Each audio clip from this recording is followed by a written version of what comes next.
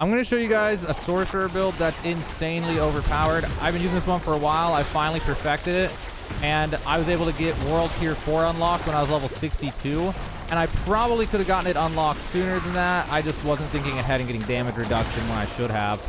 But this build is insane. It will give you good mobility, good survivability. It gives you good CC, good AoE damage, good single target damage. It just gives you pretty much everything and in large quantities. It does insane damage, has insanely good clear. Like, this build is just overall amazing in every way. It's super, super good.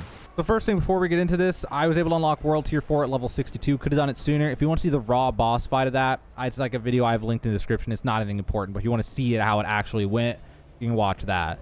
I'll have a link in the description for the skill tree if you want to go through it in more detail, but we're going to go through the skill tree real fast. And we're going to go through paragon stuff. We're going to go through glyphs. We're going to go through pretty much everything, including enchantments, this skill enchantments. We're going to do everything in this. So let's go through this together. So in the first tree, the only thing we're going to get is arc lash all the way. We want 5 of 5. It's like the core damage in this build. It's everything we build around in this one. And then we're going to get enhanced arc lash. And then we're also going to get glinting arc lash, just because glinting arc lash will reduce our cooldowns. And that's really, really strong for this build, especially because we're going to get frost nova. So we're going to get 1 point into fireball, and that's for the skill enchantment, which we'll talk about later. This thing I have 2, but that's just from gear, and that's just a coincidence. I don't have my perfect endgame gear. I'm only level 62 right now when I made this video. Then we're going to get 1 point in flame shield, and this is for an optional thing that was helpful for beating the capstone dungeon ahead of time, and we'll talk about that. That's more skill enchantment. Not necessary if you're already decked out doing your appropriate like stuff, but we'll talk about that when we get to skill enchantments. So that is optional. We could swap that out, and you'll see why. And then I get 1 point into teleport now, just 1. I had made a previous video when I did a bunch of stuff, and I've since refined the build. So now I just get 1 in this. And then I get 2 into elemental attunement, but I would get 3. It's just I don't have all the skill points unlocked from each place yet. And the skill tree that I'll link in the description of this video will have the skills with those put in, but without the gear buffs, obviously. So anyway, we're going to get 3 points into elemental attunement. We're going to get 3 points into glass can just to deal damage. Now, when I did the capstone dungeon ahead of time, it would have been smart for me to get rid of these, but I left them in. It's whatever. And then we get 1 point into ice armor. You do not want to get more than 1 point because it doesn't really do anything effectively. It's really pointless. And then we get enhanced ice armor, and then we get the mystical ice armor. So when we do damage to vulnerable enemies, it contributes more to the barrier. We get barrier from this, from 5% of the damage that we deal while the barrier is active, which is extremely helpful for making us invincible. Then what we're going to do is get frost nova, and we're going to get as many points into this as we can, and we're going to want to get a boost to it from our gear because every level of it decreases your cooldown. Now, I currently have a piece that gives 2 item contribution. Now, the rank's only 4 or 5 with that, but that's also because I don't have my skill points unlocked. I'd probably put 1 in this, and then all the rest would go into Frost Nova for where I'm built right now. Then we want to get Enhanced Frost Nova because it'll make it so it effectively reduces the cooldown by 4 seconds because with this build, we'll kill everything instantly over and over again. And then Mystical Frost Nova, it makes it so enemies are vulnerable. That's a must-have. If you're going to use Frost Nova, you want this. It makes it so it freezes everybody and makes them vulnerable. And it's totally insane. It's actually crazy how good that is. So that's it for that section. Then for the conjuration skills, we don't get any conjuration skills, but there's very powerful passives in here. So we get precision magic, which just gives us a bonus 15% to our lucky hit chance, which is super good because that combos well with elemental attunement, makes us more likely to get one of our defensive skills back every 10 seconds. And then we have align the elements. We just get 1 of these because it's just the gatekeeper for this one, which is really good. We have protection, and it's every time we use a cooldown, 30% of our maximum life is given to us as a barrier for 2 seconds. Now, this is where the build gets insane. And we're going to build around this. This is a core piece of the build. You must get this for how I have this build. It makes you not invincible, but damn does it make you strong as hell and tanky as hell. So that's going to be it for those ones. Then we go down to the mastery skills. And for the build how I have it right now, we have 1 point into Blizzard. And we just have that so we can get a chill effect on enemies and also freeze them occasionally. Because chilled enemies have reduced movement speed and to slow them, which is also huge. And we'll get why when we get to the gear on that one. But repeatedly chilling them can freeze them, which is also extremely helpful for this build. Then down here, we're going to get static discharge so that our lucky critical strikes with shock skills can get crackling energy. I'm actually going to get rid of that, by the way. That was like a previous thing to build. I'm going to put that into Frost Nova. I just need 1 of those. Crackling energy, it's nice and all, but it's not totally insane unless you're going to build around it. But then this one right here, we got 3 points into it, and this one I want 3 points into. It's Every time you stun an enemy, you deal bonus lightning damage to them, like a ton of it. Not a crazy amount, but a lot of it. And with this build, we'll be stunning people a lot. And so that's going to be really helpful for bonus damage. Then we get down to ultimate skills. We're obviously going to get the unstable currents. It's totally overpowered for this build, and it increases our attack speed, but also makes it every time we attack, we cast other spells, and you'll see why that's totally insane with this build. And then you want to get both passives for it. They're both really good. I don't need to go through them. You can see for yourself why they're so good. And then we got the Permafrost, and it makes frost skills do increased damage to elites. We don't want it. We just want 1 point in it because we want to get to Horde Frost, which makes us deal bonus damage to chilled enemies and double that amount to frozen enemies, which combos unbelievably well with Blizzard, and that along with other things that we're going to be doing. Then we're going to go down here. We want Coursing Currents. We want 3 points in this. This is an insane ability. So every time you hit an enemy with a shock skill, it increases your critical strike chance by 3% and then resets when you get a critical strike. And we'll be casting a lot of shock skills with this, like more than any other build. So, like per time. So this one's insane. Basically makes us crit way more often. And then when we crit, we also stun, I think, according to Arc Lash. So, Conduction, critical strikes. We get 3 points of this. Critical strikes with shock skills increase your movement speed. You know, I could back off this, and I actually may back off this at some point. It's just fun to be able to move fast so I can reposition while fighting. I'm doing like the swing and then move and then swing and then move, which is something you'll be doing a lot with this build when fighting in big groups so you don't take as much damage. And just for that reason, it's very helpful. It's not totally necessary depending on your gear and your stats and how strong you are versus the enemies, but it definitely makes things nicer and it helps you just get around faster while fighting enemies. And then we got Convulsions. On lucky hits, shock skills have a 9% chance to stun enemies for 3 seconds. So just another chance for a stun. Just a really good thing. And when we stun them, we do that bonus damage. So we want to, combos well with that. And then for the key passive, we want Veer's Mastery, because close enemies take bonus damage from shock skills and deal less damage to us. And every time we critical strike, these bonuses are increased by 25% for 3 seconds. And thanks to Coursing Currents, we critical strike a lot. It's very often we critical strike. So this combos really, really well. And since the bulk of our damage is by doing Arc Lash, we're often close to them. So this almost always applies to the enemies that we're fighting. So those are the skills, and hopefully that gives you some explanation about why we're doing them, but we'll understand more as we go through these next things.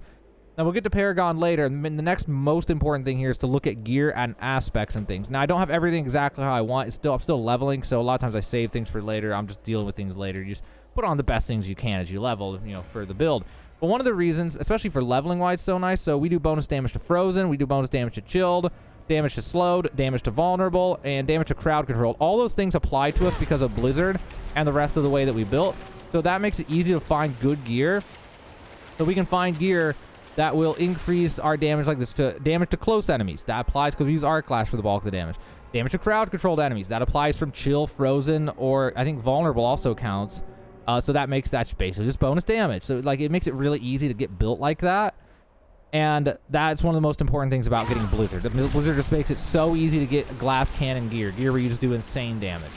Okay, so with this stuff, let's go from top to bottom here. The helmet. The number one thing I'm looking for on the helmet is basic skill attack speed. And you can see here, this one has decent. It's right in the middle range of the mounts we can find. But we want everything we can to increase our attack speed, because that is what makes us not only do more damage, but it makes us take less damage. And you'll understand as we go through this. But also, another good thing in armor for this is just total armor, or just damage reduction in general, which you'll see on the chest piece. There's just damage reduction as a flat one. And if you can get damage reduction from close enemies, that's also good. But even damage reduction from distant enemies is good because we have to melee them down. So a lot of times there'll be enemies just shooting on us from like a distance. That's also not bad either. Basically, our gear for our armor, the most important things are just any kind of damage reduction stat. And then if they have attack speed, then put it on. And attack speed, I think, is only on the chest and the gloves, but you'll always want it on those if you can. And the gloves can have critical strike chance, which is also really, really good. We want critical strike when we can. But as for the aspects, so in any order, I mean, some aspects can only go on certain pieces. So, like, I can't put this one on the gloves, I think it was. Or maybe it was, I know I can't put it on the weapon, I think. But either way, this is a really good one. This one's insanely good. Highly recommend. So this one makes it when you take direct damage, there's a chance between 2 and 6% to reset the cooldown of one of your defensive skills. Now, we have barriers up all the time and stuff, but we're always in melee taking damage. So this actually will proc very frequently and will give us our Frost Nova back or our Ice Armor. Either one. They're both really good skills to get back. So that's something I highly recommend getting, finding the best imprint version of it that you can. Then for this one, I put this one on. It's just a nice quality of life. I honestly could drop it for more DPS. So if you feel like you need more DPS and don't need as much tankiness, you could change this out for the one where you do more damage to stunned and frozen enemies or something like that. But this one's it's just such a nice quality of life. And it's just that when you damage an elite enemy, you get a barrier, a pretty large barrier for 10 seconds, and it can only happen once every 30 seconds. And that's just a really nice ability. It's just really, really good. So I like using that one just for quality of life. And then on the gloves, I have the deal increased damage while you have a barrier active. And I put this on the gloves for a reason, because we have a competition between certain aspects. But there's aspects that can only go on the amulet, the gloves, and the weapons. And those types, we have to try to pick the best ones, because the weapon, the amulet will give a bonus. So we have to be, pick and choose which ones we put which things on here. So I don't want this on the amulet. I want it on the gloves or the weapon or something. So we put it on the gloves. And yeah, deal more damage with a barrier active. So since we almost always have a barrier active, we just deal more damage. It's just free damage. And then on the pants, I don't really like these pants very much. But the passive on this one is insane, where when enemies die while frozen, they have a chance to unleash a frost nova. And this is the worst one. I got 11% roll on this. It goes as high as 20%. So that just chains really well for making just big groups of enemies just explode and be vulnerable, and everybody just be vulnerable to damage and die. So that one's insanely good. If you need uniques, the best way that I know of to get them is by doing your nightmare dungeons. From doing nightmare dungeons from the Tree of Whispers and all that. I have a whole video on that. If you want, you can find that on this channel. But unless someone knows a better way, as far as I found, that's just the best way. And some people say some guys would argue and be like, I literally never found one after 50 dungeons or whatever. It's just a different experience, man. I literally have done like 30 of those, and I found like 6 unique so far. Like, it's the reward at the end. It's not from the chest or anything like that. It's just literally at the end, you get 2 random items from Nightmare Dungeon, and it's very likely to be unique. But anyway, that's how I got this one, and it's really insanely good just for the passive. I don't even care what stats are on it, but it does have good stats. Damage to injured enemies is 49%, and then damage to frozen enemies and intelligence and freeze duration. I mean, it's pretty good. I got lucky with this. Really lucky with that. Anyway, so the boots. This one's got ranks, +2 ranks of Frost Nova, which is amazing for this, because we want Frost Nova as often as possible. And it gives movement speed, which I think is really good, because there's an aspect, I don't think I have it on right now, but I want to get it on at some point, where it makes it so our critical hit chance is increased by a percentage of our movement speed. And that would be something I would really enjoy having. So someday I might work that into the build. And it depends on what aspects are available to you. You could throw that on. It's a good combo with that. And then as for the thing we have, your lucky hit chance is increased while you have a barrier active. So we just always have a lucky hit chance increased, which increases our chance to get our defensive skills back, which makes us just invincible potentially. It just helps keep that invincibility loop going. And then with the weapon, now I highly recommend, if you can, getting the one-handed weapon and the focus, because not only does it have potential for more damage per second than the staff for the appropriate level that you're at, but also it seems to, maybe I'm wrong on this, but it seems to overall have more attack speed, because you can, on a staff, get this imprint for basic skill attack speed, and on a staff, it'll double it because it's a two-handed weapon, but it doesn't really seem to be worth it compared to just having a one-handed with good stats and a two-handed with good stats, and then just, whatever, because the one-handed has a 1.2 attack speed base, and the staff has a 1.0 attack speed base, so it all kind of equalizes out. And I was able to in my case, I just always have been able to find more damage per second total by having both these on, and be able to get more, basic skill damage, whatever. Now, when we get to the weapons and the focus, this is where it's really important. So what we really, really want here. So we see on here, we have basic skill damage. That is the key stat that you want on your weapon and your focus. Now, another thing, I don't have it, but I would love to have it, is on the focus, you can also find attack speed up, which would be amazing, because leveling up all the way up, upgrading one all the way to level 5, I don't know what the actual maximum is offhand, but it's like 5 or 6 or 7% or something more attack speed, and every percent of attack speed makes you do more damage. It makes you way more invincible. So these two things combined give me a bonus of almost 80% basic skill damage, which is just 80% more damage, since basic skills do the bulk of all my damage. And then we also do get whatever else stats we can find. So I got damage to close, damage to crowd control, intelligence, that's fine. Barrier generation, I can live without, but critical strike chance is huge, and dex is good. And then as for the imprints and the gems I kind of don't really care, because I'm just leveling. So damage reduction while control impaired is a really nice one. I have the thorns on just because I threw them on randomly like 20, 30 levels ago or whatever. I found this. Didn't really care. But if you're going to put on armor, damage reduction while control impaired is nice, because if your teleport is down and you get control impaired, you can just die. So that's just a nice thing to have on armor, but I haven't really made final decisions on the gems. It just depends on a lot of factors, because they're so specific, like reduced damage against cold or fire, and it's like, well, what dungeon are you going to be farming? You know what I mean? Like, there's a lot of nuance to that. So with the weapon, though, you always want to gem slot the basic skill damage, and that's a topaz.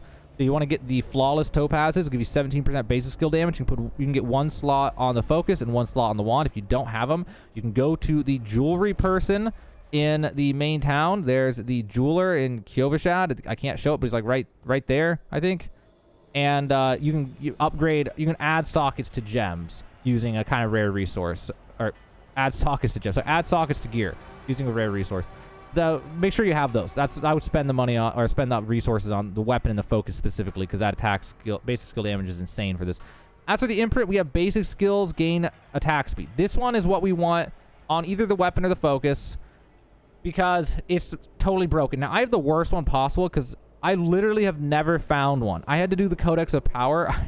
I'm just really unlucky, unless you just get them starting at Torment 4 is when you can find them, in which case it makes more sense. I haven't tested that. Someone claimed that in a comment before. But yeah, so you want to find this, and if you find it naturally, and then you extract the aspect and put it on the weapon that you want. And ideally, you're going to get this one at plus 30% or as close to it as you can, because this is like the most powerful imprint in the entire build. So get that one.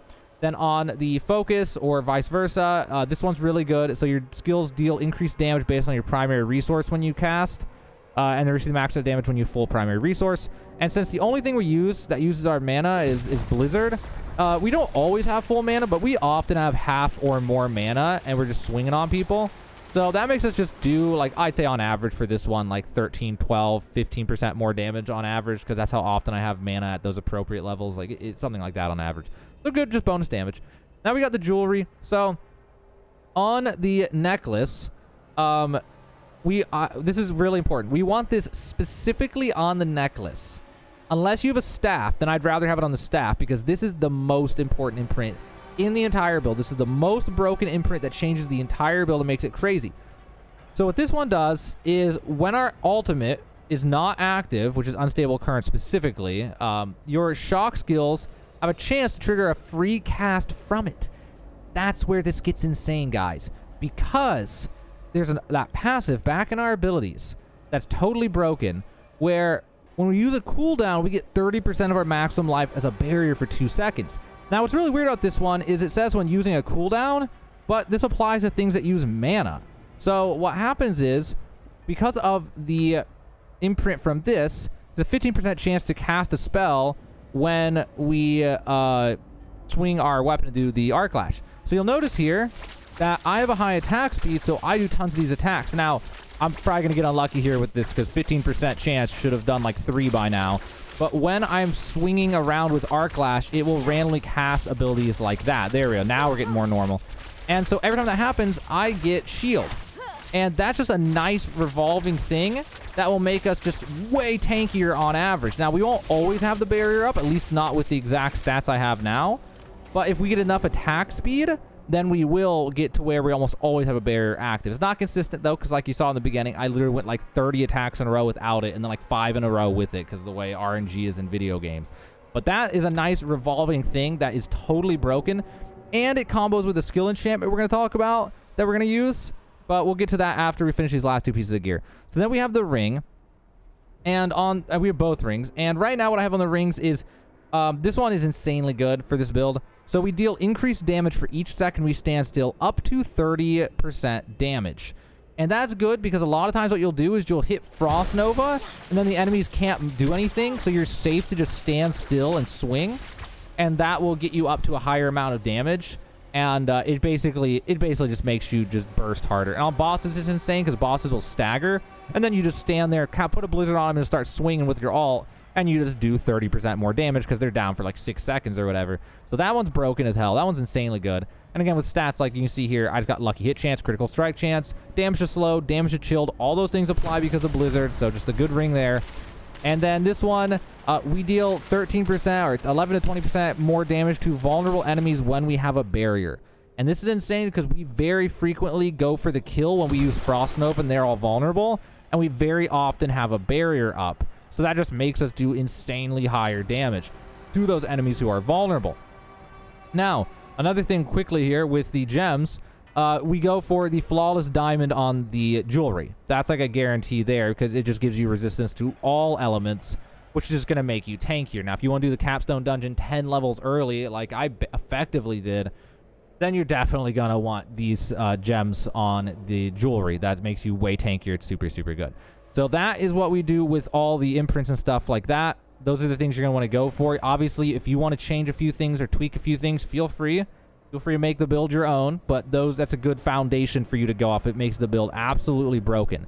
All right, so now we got a few more things. We got Paragon, and we got the skill enchantment. So if we go to our skill tree, hit skill assignment, it'll show us our enchantments. Now, you unlock this by doing a quest starting at level 15, I think it is. You can find that quest by opening up the map and going over to here. It'll be in this tab right here, like the light gray one, whatever color that is. And it'll get you your skill enchantments. And then you're going to go to those. And now I have a little bit to talk about here because it's not as simple as just, oh, use these two. Because, like, if you want to beat that capstone dungeon early or something like that, you're going to do something that's really hard. You fight some crazy boss fight that's probably going to kill you and take you a bunch of tries. Then you're going to want to put on Flame Shield. And that's why I had 1 point in Flame Shield. Because Flame Shield 1 is actually super nice when you're doing something that's way out of your level. Because it'll make it so, basically, instead of dying when you screw up, you get a Flame Shield, which makes you invincible for 2 seconds. But it can only happen once every 2 minutes. So every 2 minutes, you get a get out of jail free card. And this is just a really nice thing. It's a really good option. So you could definitely consider having this instead of the other one I'm going to show you in this build. But this one is really good for boss fights and things. But then the other one, this one, I cannot live without. This is the most amazing thing. And this is thanks to some comment suggestions on my last video. And I tested it out. I'm like, yeah, this thing is just broken for this build. It's totally insane. So the fireball makes it so when enemies die, there's a 50% chance that they just cast Fireball, which Fireball, by the way, at my current stats, does 3,000 to 4,000 damage at level 62 in World Tier 4. Not the World Tier effects, I don't think, but... and that just makes it so you get this chain reaction when there's a big mob of enemies where you kill one, and then depending if you're strong enough and they're weak enough, they just all die. And they do a huge chunk of damage to the elites who are all, like, who are there surrounding in the big mob death ball. Insane ability. Even when I did the capstone dungeon, this was a must-have, because when you would summon the ads, I could just group them up by running around the outside and then teleport in and freeze them with Frost Nova, kill like 2 or 3 of them, and then they all just explode because of the Fireball enchantment and the Frost Nova potential from that other thing that we talked about earlier, the chance of Frost Nova when they die from my pants I have on. So it's just an insane thing, insane DPS. Now, the Flame Shield, if you're doing something where you don't think you can die and you're just farming levels or you're doing something chill and you're just like going through, you could not even die, it's not even a thought in your head, then instead of Flame Shield, you're going to get Arc Lash as your other enchantment. And the reason for that is when we use a cooldown, enemies around us are stunned for 0.7 seconds. While a cooldown is right there, I just stunned them, I stunned them, no stun, and then we get another one, it'll stun again, and then here's where we get the unlucky, like 50 swings in a row at a 15% chance. There we go, another stun, and that's the point of this combo. I mean, there's so much synergy in this build, it's insane, guys.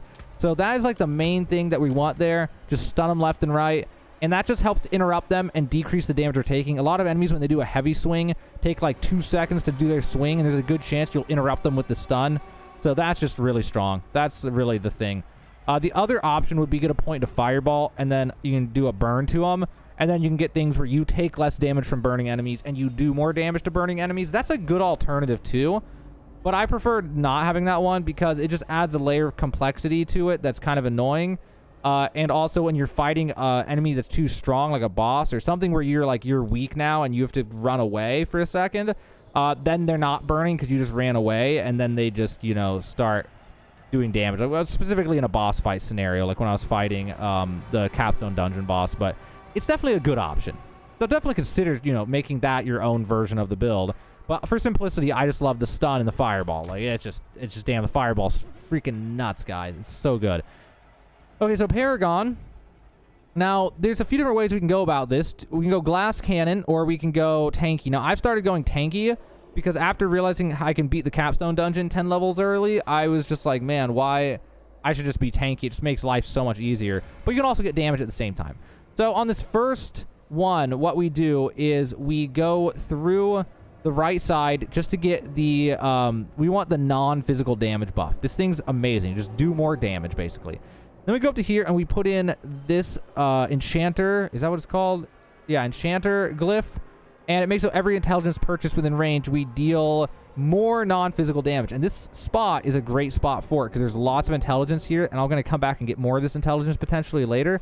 And when I upgrade this up to the level 15, it will have, you know, reach further and I'll be able to get more intelligence nodes inside of it. And that one's just really, really good here. Now, we go here and we get the non-physical damage on this side, and we get the resistance to all elements. And at some point, I'm going to backtrack a little and grab these resistance to all elements just to make us more tanky again. And then once we get to the top and we add another board, currently, because I was just trying to do the capstone dungeon 10 levels early, I put on this board, which was, I think it was the 7th board on the list. It was a non-elemental one. It was one of the last two. And I rotated it to where you can see these ones here. Increase the non-physical damage, and you get resistance to all elements. And then we have over here resistance to all elements again, which is another really nice thing to get. And then, so from here, I'm probably going to just leave the board. So if I keep this board, so I'm just looking at the board right now. If I leave the board, I'm just going to take it now, and I'm just going to go out through the right, and I'll probably grab this glyph socket and then also head out through the right and then attach another board over there for now. That's like the next step, at least, with the board. But the main thing is with the board, we're just getting resistance to all elements, and we're just getting non-physical damage. Those are the main focuses in the beginning.